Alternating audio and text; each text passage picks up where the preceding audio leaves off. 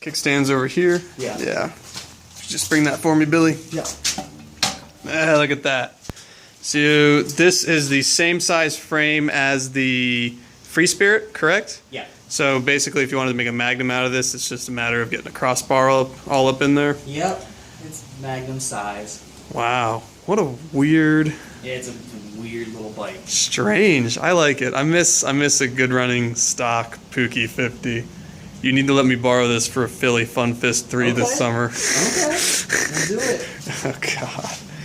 So ideally, we were, if there was going to be a pinball this summer, this would have been the bike for it. Yeah, that was going to be the build. I made Will suffer through that Pook last year, so now we get to do it his way with something different. But unfortunately, that's not going to materialize. But I have a feeling that if not this summer, sometime in the near future, there's going to be another large style, race or journey or some reason. There just has to be that way. But hey, real quick, for a novice like me, what's the difference between using a TJT variator and then just notching the stock one? TJT variates a little smoother. Sometimes when you notch the stock one, you don't notch it perfectly, and you get a little divot or something where the notch starts, and the variator can hang up there. Ideally, this notch stock variator can be almost as good or as good as a TJT. The nice other thing about the TJT though, is it has weights. It has a full set of weights that you can change and mess with. You can do it on the stock too. I actually have that done. I have my own custom weights on this bike. Nice. But they're just not as nice of a size, and it's a little more difficult. The TJT is a lot easier to tune, basically. Right. And I know it was a lot, but off the top of your head, can you name the things you had to do to convert this from a PA1 to a PA52 Hobbit? So, yeah, this is tough. The cases, I needed to drill a hole in the case where the reed block goes so I could use a PA2 reed block. I drilled out a PA1 carb. Sort of worked okay. Didn't work the best, didn't idle the best, so I just got a PA2 carb and it idles fine. Nice. I know, lazy. To mount a PA2 cylinder, this is actually an express cylinder, but same sort of idea. I had to Dremel out a notch in the engine cases to fit the cylinder. This is an aftermarket crank. It's the Stuffy crank, which is the same specifications as the PA2 crank, basically, except a little beefier on the variator side. And this is a PA1 variator and clutch bell. So to get that on a PA2 crank, I had to use basically a little brass bushing to shim it. Yeah. And to get it to mount upright. But it's good now. It's solid on the crank. There's no play, anything like that. It turns well. Wow. And then I had a spare PA2 exhaust laying around. Spare stock PA2 exhaust. Oh, look at you. Obviously, that's not going to stay on there forever. Yeah. But Yeah. just to get it running right now. Right. Wow. Now, I know we've had conversations about how when Honda made two different models, they really made two different models. Yeah, no, there's a little bit of work involved. But this is a good bike now. It's a good 30-mile-an-hour bike. Nice. Yeah, that's legit.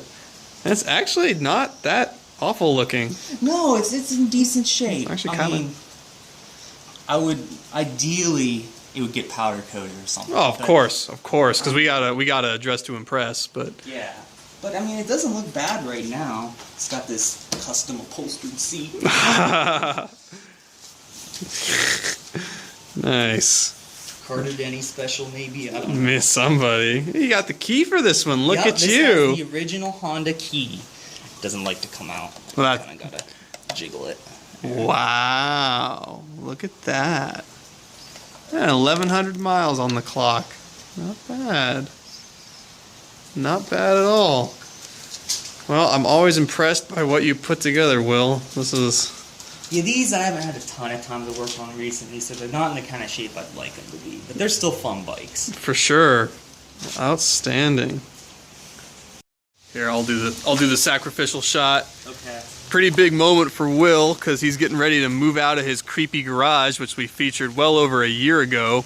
Yep, it's around the time of the Suzuki TS250 video, if anyone's interested. But yeah, I got all my tools and parts packed up. Got some more boxes in the basement of parts, but pretty much everything packed up. Just the bikes and some boxes. You know, it is too bad. Well, I hear you're downgrading from a 3-car garage to a 2-car garage. I know, it's pretty sad. It's pretty sad. It's rough. But hey, this new garage is going to be in my own house. Owning my own house. So that's along with my wife, Angela. So that is absolutely a step up because you can actually make improvements to it, unlike your rental here where you're just kind of stuck with. You know. And this did the job. I mean, it was a great garage. I love this place, but I think it's time to move on. Oh yeah. Get something a little nicer. We'll see. Yeah. And I think we've covered, especially with what we just shot now, we covered most of these bikes, but yeah. Maybe a quick update on this if you're interested. Yeah, dude, roll it out. Got a pull start. Oh yeah. This one I haven't started in a long time, so been busy the past couple months with packing and things like that. But let's see if we can get it started up. Wait, is that on or off? Hold on. Do you leave the fuel on? The fuel lever goes. So that would be off. Okay. Get some nice gas all over me.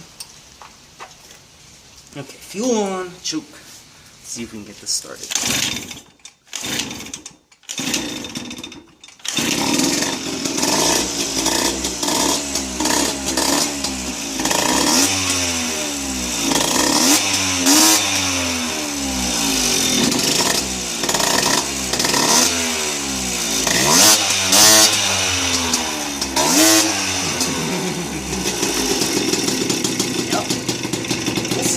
Nice. Ah, that's awesome. Everything's so smooth running, all the lights working. Oh, new kill switch too, I see. Yep. Nice kill switch here. Oh my god, you redneck. I love it. I found that in one of the drawers in this garage. I'm gonna miss that about this garage. There is a lot of stuff Just to be junk. found in here. That is really funny. Yeah, I see you've also attached, this is a Joe Peg original Speedo bucket from one of his Expresses. Missing some of the mounting tabs on the headlight bucket, so I just duct tape it. Yeah. Oh, Works though. Gnarly. Got my kitty sticker from the old one. Good. I'm very happy to see that. To make sure that was still on there. Oh, this thing. Yeah, dude, you gotta get this thing out on the trails, dog. I know. Gonna maybe go up to Allegheny National Forest. They got some trails and check that out. Sick. And I see the General here. Yep, and the General, don't let this fool you, the General's still running. Runs great, but we just got the bicycles here too, because we're gonna load those in a truck here pretty soon. Oh, for sure. I know you told me on the phone you're losing turn signals one by one. Yep. And we lost the lens on this one, and we lost the whole turn signal on the back here. Oh. I think I might have a spare one though. That's funny. Dude, I'm so stoked this thing's got over 2,100 miles on it. There's still that video when I first got it, and it had 330 on it, I think.